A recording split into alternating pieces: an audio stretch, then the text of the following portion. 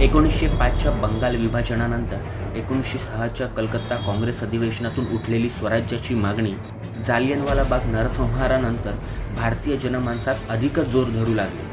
असहकार आंदोलनाने या स्वराज्याच्या मागणीला मजबूती दिली आणि पंडित जवाहरलाल नेहरू, सुभाषचंद्र बोस यांसारख्या तरुण क्रांतिकारी नेत्यांच्या रूपात स्वराज्याला ताकद मिळू लागली. वर्ष होते 1929. लाहोरमधील रावी नदीचा तट. काँग्रेसचे अधिवेशन आणि अध्यक्ष होते तरुण जवाहरलाल नेहरू.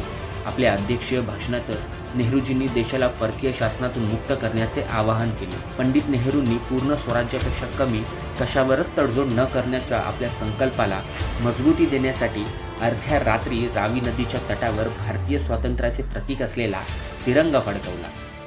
लाहोरच्या याच अधिवेशनात 26 जानेवारी 1930 रोजी प्रथम स्वाधीनता दिवसाच्या रूपात देशभरात तिरंगा फडकवण्याचा संकल्प केला गेला. सोबतच गोलमेल परिषदेच्या बहिष्काराचा निर्णय घेत पूर्ण स्वराज्याला काँग्रेसने आपले मुख्य ध्येय घोषित करून प्रस्ताव पारित केला. गांधीजींसहित काँग्रेसच्या तमाम दिग्गज नेत्यांनी पूर्ण स्वराज्याच्या मागणीच्या समर्थनार्थ देशव्यापी सविनय कायदेभंग आंदोलन छेडण्याचा निर्णय घेतला. स्वातंत्र्यासाठी कसलेही बलिदान देण्यास तयार असलेल्या जनतेने मोठ्या संख्येने सहभागी होणे हे लाहोर अधिवेशनाची खूप मोठी विशेषता होती.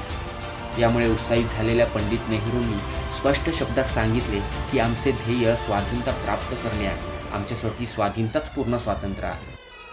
1929च्या लाहोर काँग्रेस अधिवेशनात घेतलेली पूर्ण स्वराज्याची शपथ जवळपास 17 वर्षानंतर 15 ऑगस्ट 1947 रोजी पूर्ण झाली. मात्र पूर्ण स्वराज्याच्या या यात्रेमध्ये आपल्या पूर्वजांनी असंख्य बलिदाने दिली, त्रास सहन केला, इंग्रजांचे अनन्वित अत्याचार सोसले. या सर्वच गोष्टींसोबत पावलापावलावर इंग्रजांच्या फोडा आणि राज्य करा या धोरणाला परास्त केले. तेव्हा जाऊन पूर्ण स्वराज्याचे स्वप्न साकार झाले आणि आपल्याला त्यांचा हा संघर्ष आणि बलिदान वाया नाही जाऊ द्यायचा आहे. तेव्हाच खऱ्या अर्थाने स्वराज्याची रक्षा होऊ शकेल. जय हिंद.